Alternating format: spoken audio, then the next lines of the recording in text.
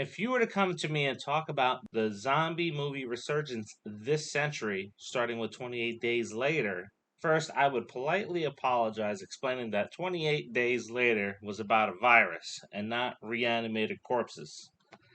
Second, I would tell you that you were off by about 6 years. See, Resident Evil debuted in 1996 and revolutionized horror in gaming at that time. It was PlayStation's best selling game up until that point. The game was scary, the characters were great. In fact, my wife would watch me play because the story was so damn good. We all knew back then that it was only a matter of time before we got a movie. But what we got was, well, I can spend about 30 minutes on that alone. Welcome to another episode of the Popcorn Confessional, and this is Dave from Nerdbox, and I'm accompanied by my wife Jenn, also from Nerdbox. And on this episode, we are talking about Resident Evil. Welcome to Racoon City. So fire up that Jiffy Pop and meet us in the booth.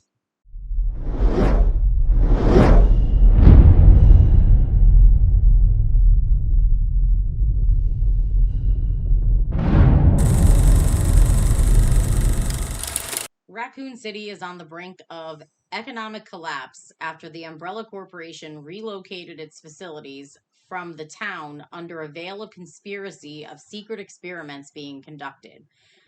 Those conspiracies bring Claire Redfield home to find her brother Chris so that they can confront it together. However, what Umbrella was working on in their labs has infected the water supply and those drinking it, turning them into flesh hungry zombies. Now, before we dive into the review, what do you think of the Resident Evil franchise, gaming wise, and then the franchise as a movie?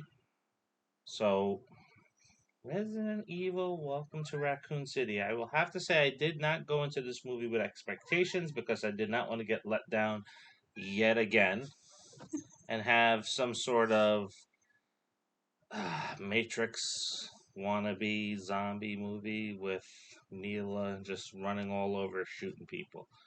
So I just was like, okay, I'm gonna go in there, not expect anything, and hopefully I will get something that I will be very happy with watching.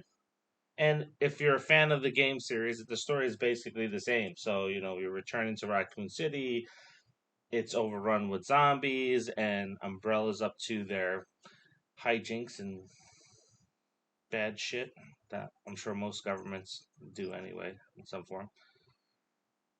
What did you think of this?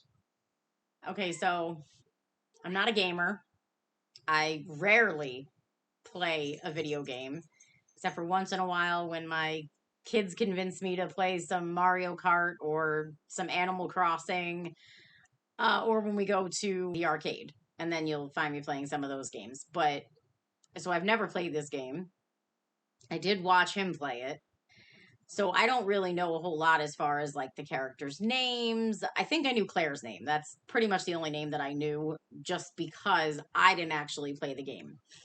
But what I will say is that as soon as the movie started, I felt like I was watching him play the game all over again. It really just felt like it was the same, the whole backdrop, everything, like it just felt the same. It felt like I was sitting in bed at 2 a.m. watching him play this game. And that's exactly what it felt like. So that was definitely a good thing because I I saw the ones with Milla Jovovich. Sorry to anyone who's a fan. I'm not a fan of those movies. So this was definitely not something that I didn't go into it expecting anything because of the disappointment with the ones with Milla. But this was definitely many steps up. So the zombie side of it, I felt like it was more of a virus thing.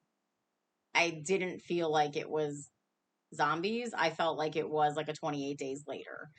I mean, they got infected from this drinking water, which we all know happened in the crazies, and they weren't zombies. They were infected with a virus. So I felt like they weren't zombies. So for the fact that if I go by, they were infected with a virus, then I really liked what they did. Well, yeah, it's the Yeah. T virus, so Yeah, yeah. exactly. So I thought that the way that they looked really goes along with what a virus could probably do to you. If it were a strong enough virus or fucked up enough, it could probably do really crazy things to you. So I think that they kind of nailed that. And they scared me, especially the fucking dog.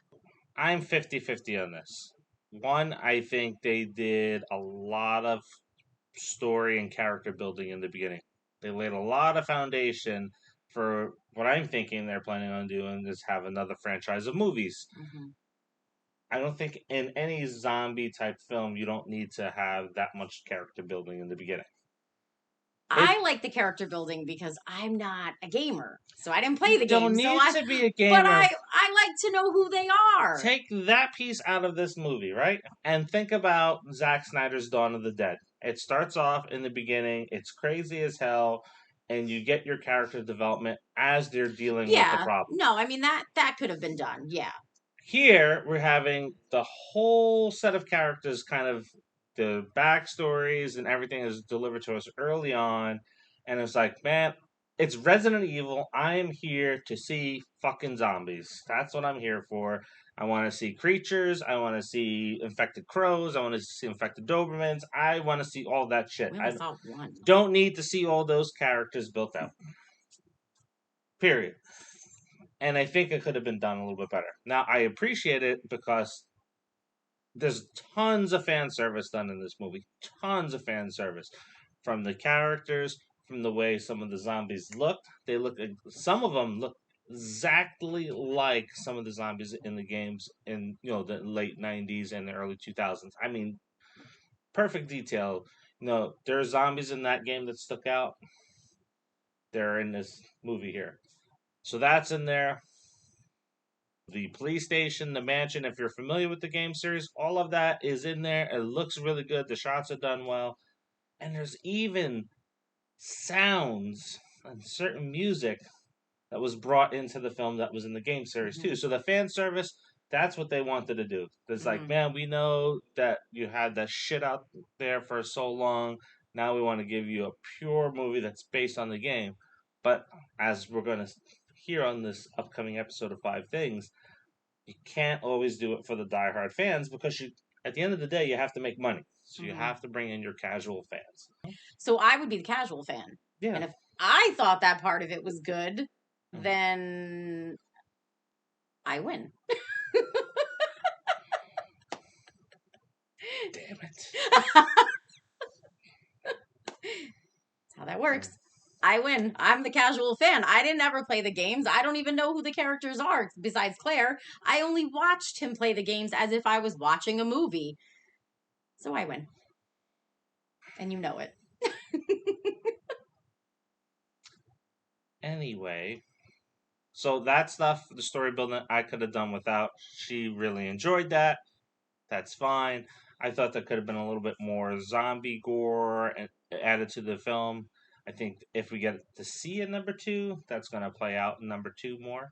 I think so. I think now that we have the kind of like the character development, at least for the main characters, obviously some are dead. So for the main ones, Mhm. we have character development. So I'm hoping that if we do get a second one, which I think we will, that there will be more of the monsters or zombies or whatever you want to call them. I think there'll be more of that. Yeah. I would have preferred this to be a TV series because I think the way the movie started out, with the character building, it would have Hmm. been better for a TV series.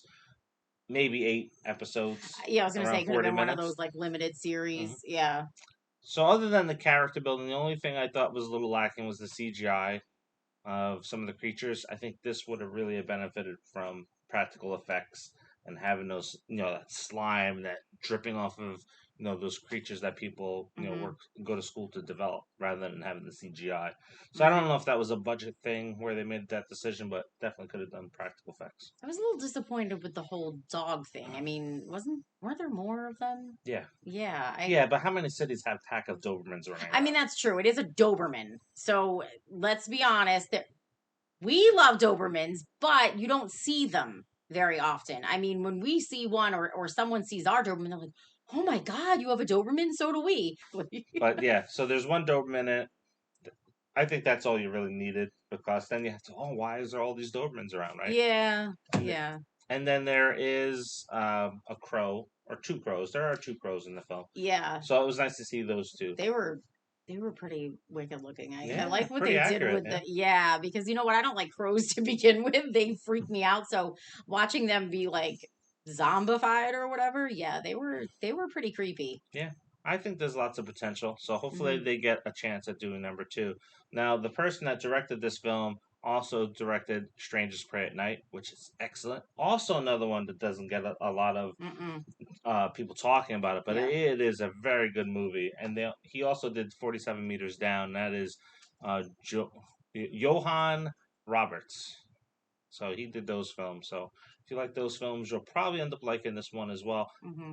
And if you like the Crazies, you're gonna like this movie very much because it follows the Yeah. same pacing as the Hmm. Crazies. It does. Yeah. And it's got a lot of the same like I mentioned with the infected water. So, and of course government experiments, fucking government. So what did you rate this one? So I am going to rate this a B. The Crazies is the bar for me when it comes to this movie. That's a solid A. So I am giving this a C plus. Now I think it is going to age well. I am going to see it tomorrow again. Remember, free pass. Don't pay for it. So use it. Yep. So I'm going to see it again tomorrow. I don't think I'll be sick of it like I have some other films, and I don't think it's going to be like Venom where it just ages poorly over time. It's like the Hmm. further you get away from it, it's like, oh, I don't really want to go back and watch that. This one I think is going to have the opposite effect, Yeah. and I think if they do get the chance to make a sequel, we are going to get a much better sequel. It's going to be like on the Spider-Man 2 level and Aliens and Godfather 2 level, where the sequel is really what they're setting up in this film. That's what I feel like. I feel like they were really just setting up for a sequel. Mhm. So fingers crossed, maybe that'll get an A. Yep, foundation's laid, so hopefully we get something. Yeah. So don't forget to like, subscribe, turn on the notifications, and share. Yes. Hope you like the Christmas lights. Until the next. See See ya. ya.